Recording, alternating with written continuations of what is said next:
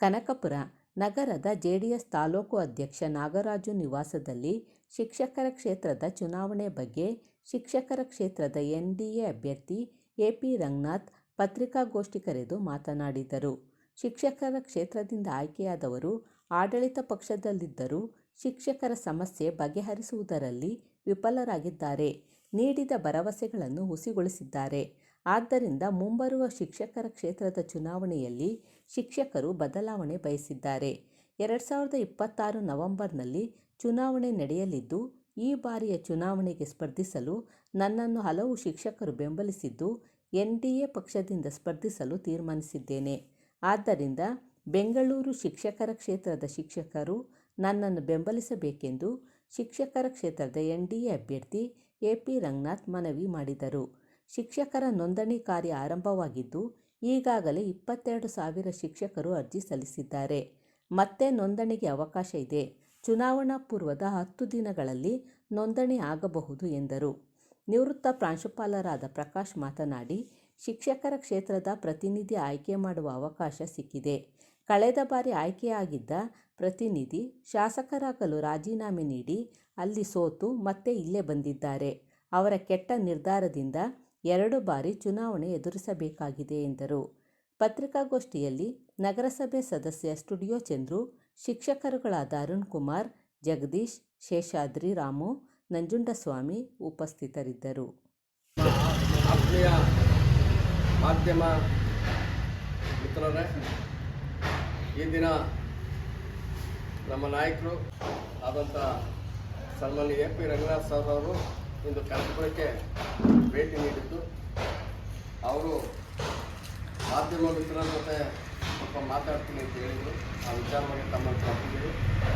ತಾವು ಸಭೆಗೆ ಆಗಮಿಸಿದ್ದರಿಂದ ತಮ್ಮೆಲ್ಲರಿಗೂ ತುಂಬ ಹೃದಯದ ಸ್ವಾಗತವನ್ನು ಕೋರ್ತಾ ಇದ್ದೇವೆ. ನಿವೃತ್ತ ಪ್ರಾಂಶುಪಾಲರು, ಮಹಾರಾಣಿ ಕಾಲೇಜು, KJCTಯ ಮಾಜಿ ಅಧ್ಯಕ್ಷರು. ಪ್ರಕಾಶ್ ಅವರ ಡಾಕ್ಟರ್ ಪ್ರಕಾಶ್. ನಮಸ್ಕಾರ ಎಲ್ಲರಿಗೂ.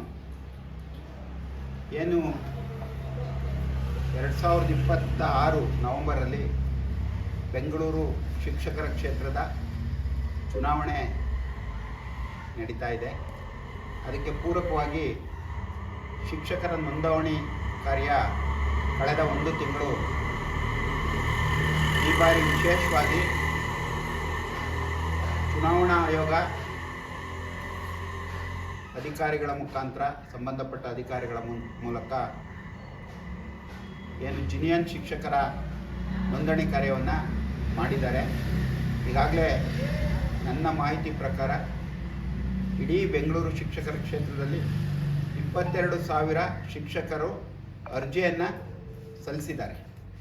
ಈಗ ಅದು ವೆರಿಫಿಕೇಷನ್ ಆಗಿ ಅದರಲ್ಲಿ ಅಡ್ರೆಸ್ಸು, ಎಲಿಜಿಬಿಲಿಟಿ ಇವೆಲ್ಲ ನೋಡಿ ಅರ್ಹ ಶಿಕ್ಷಕರ ಡ್ರಾಫ್ಟ್ ರೂಲ್ಸ್ನ ಮುಂದಿನ ತಿಂಗಳಲ್ಲಿ ಬಿಡ್ತಾರೆ. ಅದಕ್ಕೆ ಪೂರಕವಾಗಿ ಈ ತಿಂಗಳು 25ರಿಂದ ಮುಂದಿನ ತಿಂಗಳು 10ನೇ ತಾರೀಕು ಗಂಟ ಪುನಃ ಅರ್ಜಿ ಯಾರ್ಯಾರು ಕೊಟ್ಟಿಲ್ವೋ ಅವ್ರು ಕೊಟ್ಟು ನೋಂದಾಯಿಸ್ಕೊಳ್ಳೋಕ್ಕೆ ಸಮಯ ಇರುತ್ತೆ. ನಂತರ ದಿನಗಳಲ್ಲೂ ಸಹ, ಚುನಾವಣೆ ಪೂರ್ವದಲ್ಲಿ 10 ದಿನಗಳವರೆಗೂ ಸಹ ನೋಂದಣಿ ಆಗೋಕ್ಕೆ ಈ ಕ್ಷೇತ್ರದಲ್ಲಿ ಅವಕಾಶ ಇರುತ್ತೆ. ಏನು ಕಳೆದ ಬಾರಿ ನಾನು ಸ್ಪರ್ಧೆ ಮಾಡಿ ಎನ್.ಡಿ.ಎ ವತಿಯಿಂದ ಸ್ಪರ್ಧೆ ಮಾಡಿ ಕಡಿಮೆ ಅಂತರದಿಂದ ನಾನು ಪರಾಭವಗೊಂಡಿದ್ದೆ. ಅದಕ್ಕಿಂದೆ 2020ರಲ್ಲಿ ಎಲೆಕ್ಷನ್ ನಡೀತು, ಕೊರೋನಾ ಸಂದರ್ಭದಲ್ಲಿ. ಅದು JDS ಇಂದ ಸ್ಪರ್ಧೆ ಮಾಡಿ ಪರಾಜಯಗೊಂಡಿದ್ದೇನೆ. ಈ ಬಾರಿ ಒಂದು ಚುನಾವಣೆ, ಒಂದು ಉಪಚುನಾವಣೆ ಎರಡೂ ಒಂದೇ ಬಾರಿ. ಯಾಕೆಂದರೆ ಹಿಂದೆ ಇದ್ದವರು ಪಕ್ಷ ಬದಲಾವಣೆ ಮಾಡಿದ್ರಿಂದ ಒಂದು ಉಪಚುನಾವಣೆ ಬಂತು. ಆ ಉಪಚುನಾವಣೆ 2 ವರ್ಷಕ್ಕೆ 26 ತಿಂಗಳಿಗೆ ಬಂದಿತ್ತು. ಈಗ 6 ವರ್ಷಕ್ಕೆ ಬರುವಂಥ ಚುನಾವಣೆ 2026ರಲ್ಲಿ. ಈ ಬಾರಿ ಸನ್ಮಾನ್ಯ ದೇವೇಗೌಡರು, ಸನ್ಮಾನ್ಯ ಕುಮಾರಸ್ವಾಮಿಯವರು, BJP ನಾಯಕರೆಲ್ಲರನ್ನ ಮನವಿ ಮಾಡಿದ್ದೇನೆ, ನನ್ನನ್ನು ಬೆಂಬಲಿಸಬೇಕು.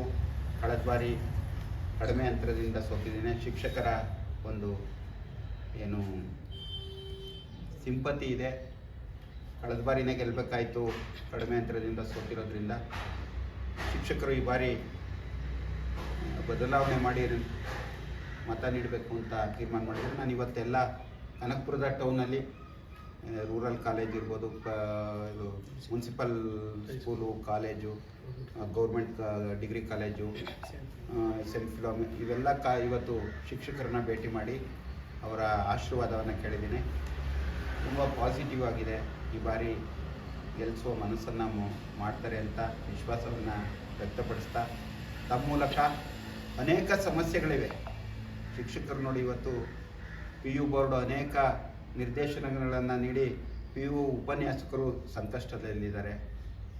ಈಗ ಗೆದ್ದಿರೋರು ರೂಲಿಂಗ್ ಪಾರ್ಟಿ ನಾನೆಲ್ಲ ಮಾಡ್ತೀನಿ ಅಂತೇಳಿ, ನಾನು ಮಂತ್ರಿ ಆಯ್ತೀನಿ, ಎಲ್ಲ ಸಮಸ್ಯೆಗಳ ಪರಿಹಾರ ಅಂತೇಳಿ ಕಳೆದ 2 ಬಾರಿನೂ ಹೇಳಿದ್ದಾರೆ, ಲಾಸ್ಟ್ ಟೈಮು ಹೇಳಿದರು. ಆದರೆ ಯಾವುದೇ ಒಂದು ಶಿಕ್ಷಕರು ನಿರಂತರ ಅಥವಾ ಉಪನ್ಯಾಸಕರು ನಿರಂತರ ಹೋರಾಟ ಮಾಡುವಂಥ ಪರಿಸ್ಥಿತಿ ಆಡಳಿತ ಪಕ್ಷದಲ್ಲಿ ಗೆದ್ದಿರೋರು ಇದ್ದರೂ ಈ ಸಂದರ್ಭದಲ್ಲಿ ಅವರ ವೈಫಲ್ಯವನ್ನು ತೋರಿಸುತ್ತೆ.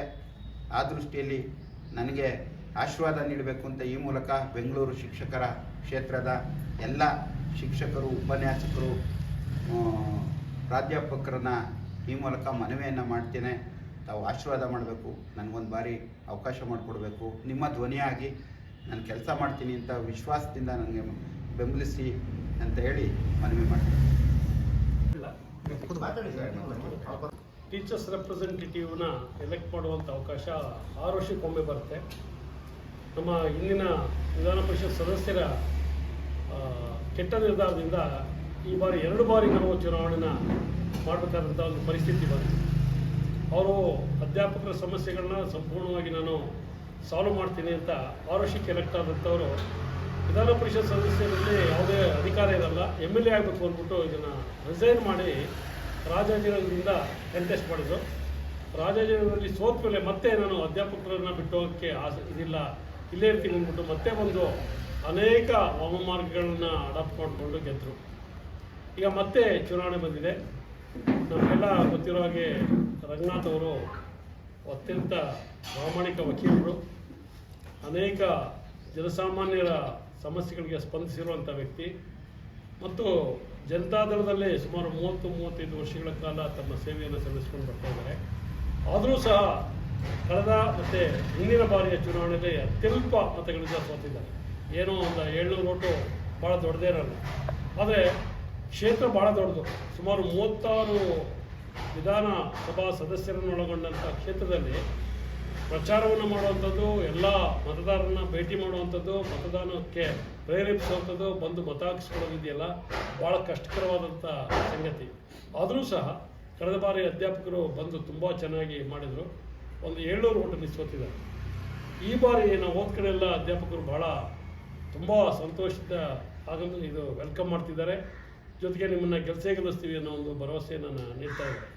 ಹಾಗಾಗಿ ಈ ಬಾರಿ ಇವರು ಗೆಲ್ಲುವುದರಲ್ಲಿ ಯಾವುದೇ ಸಂಶಯ ಇಲ್ಲ. ಅದಕ್ಕೆ ಹೇಳ್ತಾ ಇದ್ದೀನಿ ಅಂದರೆ, ಈ ಸಾರಿ JDS ಮತ್ತು BJP ಎರಡೂ ಸಹ ಕಂಬೈಂಡಾಗಿ ಕ್ಯಾಂಡಿಡೇಟ್ನ ಫೀಲ್ಡ್ ಮಾಡ್ತಾರೆ. ಎರಡೂ ಪಕ್ಷದ ಮತಗಳು ಒಂದು ಕಡೆಗೆ ಬಂದರೆ ಗೆಲುವು ಭಾಳ ನಿಶ್ಚಿತವಾಗುತ್ತೆ, ಭಾಳ ಸುಲಭವಾಗಿ ಗೆಲ್ತಾರೆ ಅನ್ನೋ ಒಂದು ಭರವಸೆ ನಮಗೆಲ್ಲ ಎಲೆಕ್ಷನ್ ನಿಂತಿರ್ತಾರೆ. ಅಷ್ಟು ಪ್ರಿಫರೆನ್ಷಿಯಲ್ 1, 2, 3, 4 ಅಂತ ಪ್ರಿಫರೆನ್ಷಿಯಲ್ ಓಟ್ ಹಾಕೋದ್ರಿಂದ ಇದು EVM ಯೂಸ್ ಮಾಡೋಕ್ಕಾಗಲ್ಲ. ಬ್ಯಾಲೆಟ್ ಪೇಪರ್ ಬೇಕೇ ಬೇಕು.